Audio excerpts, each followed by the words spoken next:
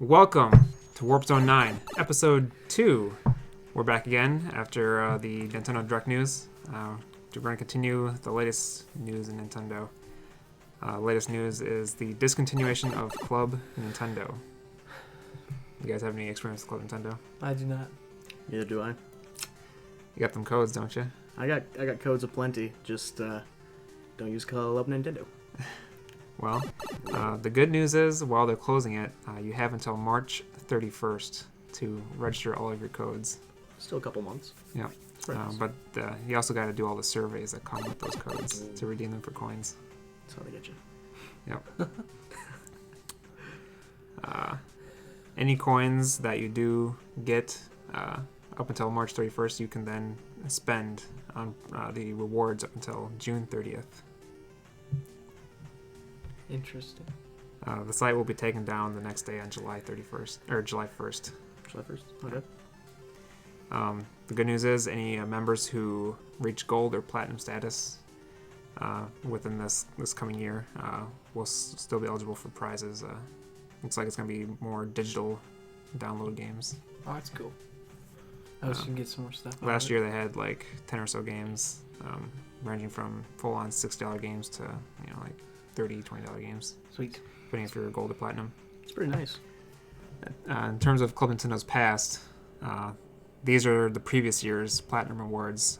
They once gave out, this is the first one they gave out, this sweet little Mario statuette featuring all the major characters. Next year, they gave you a choice between this Mario hat or a download code for Punch-Out for Wii featuring Doc Lewis. It was the only way you could get it was through Club Nintendo's Platinum Rewards. Even to this day, I don't have it because I got this instead. Kind of a regret. I kind of wish I had that. I was going to ask if you regret your choice. Yeah, I thought physical was the way to go, so I went with Mario hat. Next year, they gave out this pin set. If you line them all up in the packaging, it shows this little 8-bit Mario. On the back is all these pins. That's cool. Oh, wow.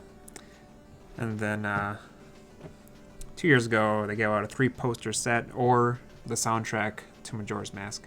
I went with the poster set only because I have the original release of the Majora's Mask soundtrack that was given away in Nintendo Power. You're golden. Yeah. Still wish I would have had the re-release because it was different packaging and everything, but posters, man. Posters. Yeah, and then last year it was just digital games. Wow. So nothing physical last year.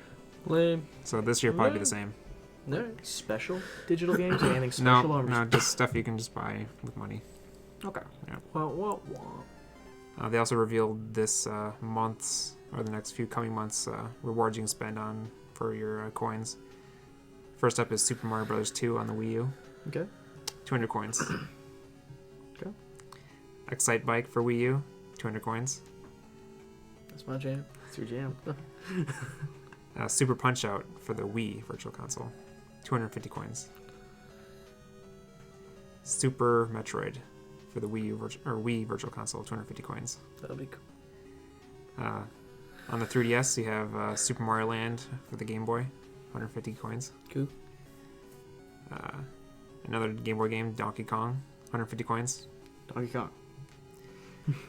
Wario Land 2 for Game Boy. Nice. 200 coins. It's a sweet game. Don't you have... Mm-hmm. Is that the one you played? Yep, that's the one I used to play on Game Boy. That was really fun. And then also the original Legend of Zelda. 200 coins for 3DS Virtual Console. Good choice. What experience do you guys have with Tekken fighting games? I got nothing. I've never played Tekken. I've played a few Tekkens. Have you guys heard of Pokken? Or Pokken? I don't know. I've heard of Pokken. Yeah. It's a fighting game made by the creators of the developers of Tekken, coming out in Japanese arcades. It's a fighting game. Okay, cool. Plays similar to Tekken. It's got its own little spice of life there. They showed a new trailer this week, showing off 3 new playable characters: Pikachu, Suicune, and Gardevoir.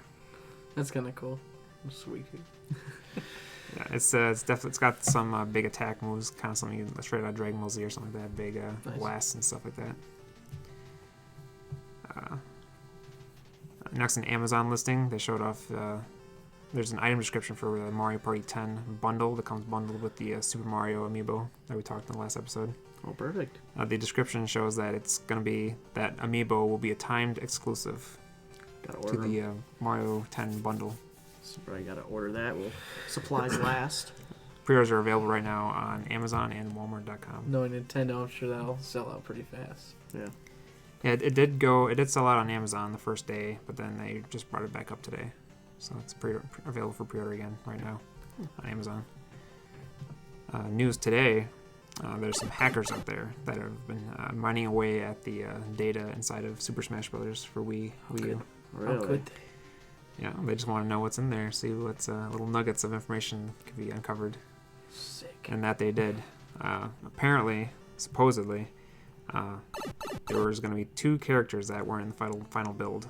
One of them was the Chorus Kids from Rhythm Heaven. Oh, yeah? You guys know who the Chorus Kids are? We don't, but I know you love your Rhythm Heaven. So I believe this is one of the Chorus Kids right here, this guy. Okay. Oh, jeez. So the Chorus Kids are 3. There's 3 of them. Okay.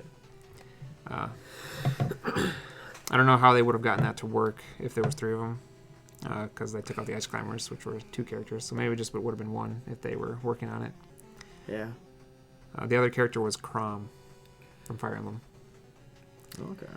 Supposedly, people are guessing that they took him out in favor of Lucina. Yeah. They felt Lucina was more of a original character. Chrom would have been more like more of their eye here. They really seem to be going pretty hard on the Fire Emblem characters for Smash. A lot of Fire Recently. Emblem stuff in general. I keep That's true, hearing too. Fire Emblem popping up with all kinds of Nintendo news. That is true. I guess they're getting pretty popular. The so. franchise finally got its foot on the ground here in North America with the release of Fire Emblem Awakening on the 3DS. Which That was is the first funny, one. because there was no feet. Ah. See what you Hey. did there. Ah. Also, 2 levels, supposedly. Dr. Mario level, themed around where the 3 viruses would roam around the level, and if you came into contact with one, it would give you a powered-up ability, like breathing fire, like the hot curry. Oh, yeah. Yeah, with the red one. And the other 2 would have done something as well. Also, a swap note level. You guys don't know what swap note is? Yeah, good old swap note. Swap note is a application on the 3DS. It was an ability where you could send hand-drawn messages. You could also attach audio to them to friends who are on your 3DS friends list. So there was some controversy that happened in Japan. Some stuff where people were in contact with little kids.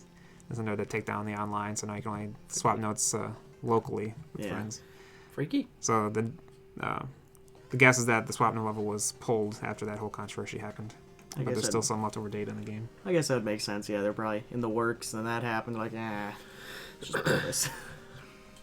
Also today, we found out that Nintendo is preparing physical cards for codename Steam that are going to be given away at GameStop stores that have download codes on them to download a demo for the game.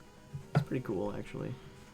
Like a physical code for a demo for a game. It's kind of gotta go through the steps, and then you get your Yeah, demo Nintendo's code. definitely doing something strange with all their demos. You can't just go on and download them like on other platforms. You gotta kind of work for them. You gotta earn it. Yeah. Either be lucky enough to receive one through email or to go through the process of trying to hunt one down. Yeah. Also today, Viz Media, popular in the anime and manga circles, announced that they're going to be republishing the Legend of Zelda manga that was originally published in Nintendo Power. This is the original version from back in the day. It was originally broken up into chapters, released monthly in Nintendo Power. Then they released it all in one book That's cool. after it was all circularized. The art in this is drawn by Shotaro Ishinomori, who is best known for Cyborg 009. I don't know if you guys have ever seen that anime. I'm not familiar with that one. Yeah, I think it was on. It was either on Toonami or Adult Swim back in the day. Back in the day. I wasn't allowed. I wasn't allowed. So that's pretty much all the biggest news that's happened since the Nintendo Direct. What have you guys been playing lately? I'm playing a lot of Hearthstone, personally. Doesn't have anything to do with Nintendo, unfortunately. But that's kind of what I think both of us have been sinking a lot of hours into lately. Yeah, I've been playing a lot of that. So I get nice and angry over a card game. It's been a little rough the last couple of days. Not sure why. What have you done? What have you been playing? Hyrule Warriors. Oh, that's right. You've Yep. been streaming that. So, yep, I've been trying to. I haven't seen probably even half the stuff in that game yet, so I'm trying to chug away at that. Yeah. Would you say the hardest enemy in that game is the chickens and yourself? The chickens are by far the most annoying because I don't know if you can even kill them, or if you can, if they all go away. Yeah. If that golden chicken shows up, it's just bad news. It's bad news for everyone. So I'd like to introduce a new segment to the show. Oh, okay. I want to call it Player's Pulse. Okay. Dedicated to a section of the magazine Nintendo Power from back in the day. Adorable. Player's Pulse in Nintendo Power was a section where they would print fan letters that they would get in the mail Wow. and respond to them. That's cool. Player's Pulse meaning you get the bleeding pulse of what people are thinking about or talking about out there. Okay. So, do you have anything you want to talk about? The one thing that was kind of been on my mind lately, talking about how Elder Scrolls Online is going to be going free to play. I have a little article here.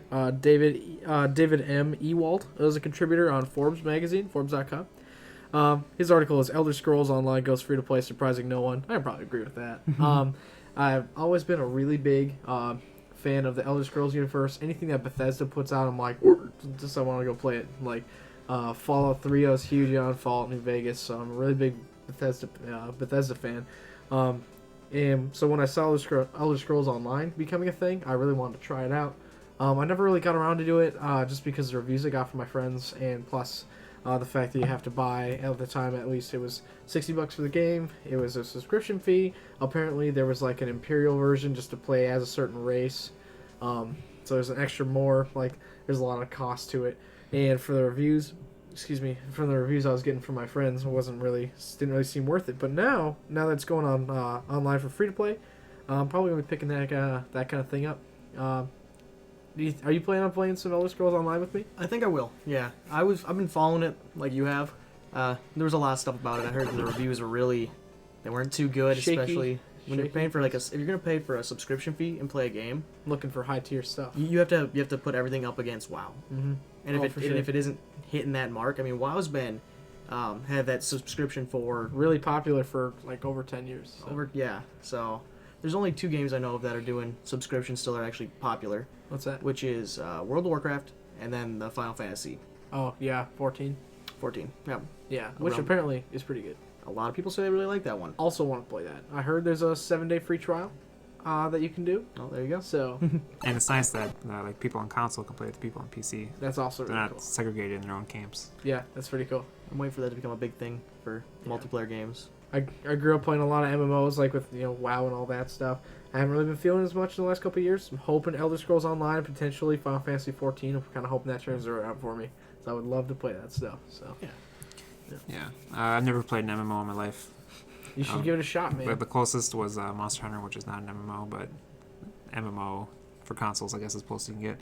Still good. You can try Final Fantasy 14 with me when I'm playing my free trial. Yeah, my sister and her fiance are going crazy on that right now. They've gotten hooked. Nice. And they both have their own subscriptions. It was like $15 a month per I think it's player. usually it's 15. I think for MMOs. Yeah. And I would be interested in playing it, but man, $15. You have to 7-day free trial. 7 Get day addicted. shoot, but after that trial, it's like, you're not gonna get me. I won't open up my wallet that much. Once you're paying for something monthly, be it say like a video streaming service or like a game, then you almost feel obligated to play it. That's the one big turnoff for me with the free to play with subscription games. It's like I want to be playing it because I want to, not because I feel like I should be. You're like, I paid $15 for this month. I'd better get at least X amount of hours in on it. Yeah, I smell what you're stepping in, man, for sure. I also have a friend that I know that's been trying to get me to play the Star Wars MMO for a few years now. That is. And cool. I almost jumped on the wagon. I was willing to do it for this friend because it means a lot to me, the stuff that he does for me. But Yeah. not yet. I think that's gone free to play though, so that Yeah, I would it's- consider it just because it's free to play. I've played it a little bit. I have 3 or 4 hours of playtime on it, maybe a little more. It's pretty good. I really like the graphics. It's a pretty looking game. It's literally World of Warcraft and Star Wars. In my experience. Pretty good though. But together. solid game. Put together quite well. You need to put time into it though, like any MMO, to get good stuff. You definitely have to. That's dunk a lot just of hours. MMO. So I would think about playing Final Fantasy just because I have a console. I don't have to worry about That's Do have enough RAM, do enough Yeah. graphics card, whatever. But true. the problem with Star Wars, even though it's free to play, I don't have like a Windows PC that can run it. Is it not for Mac? I don't think so. Oh crap. If it is, then I have no excuse. But if it is only for Windows, then I just need to get Windows running on my Mac. That's true. So, you want to go next, or you? No, I'm good. I'm good. I'm putting in on this one. Okay. All right. You're just gonna go on his I'm just gonna topic go on. this I'm just gonna go on his topic. Okay. I'll burn down an MMO. All right. So my topic comes from NeoGaf. Okay. Any gamer out there should know it's the biggest gaming forum on the internet. The topic comes from user Flaren. Posted. What's today's date? Who knows? 26th. Monday. So Sunday the 25th. He posted it last night at 11:59 p.m. His topic is: do you ever get overwhelmed by a game's scope? Meaning, you buy a game, you're really excited about it, you play it for an hour, 2 hours, and then you realize that you're barely putting a dent into the game. The game is just massive. There's just so much to do. You wind up putting maybe 10 hours into the game, and then you're just like burnt. You're burnt out. You can't finish it. Yeah. You got to move on to something else. There's like other games coming out. You get distracted. Has that ever happened to you? I guess not really for me. I really like a really big game. Yeah. Personally. Do you have the the attention span to just keep going on one Like- game for? Like if I can get all fired up on a game,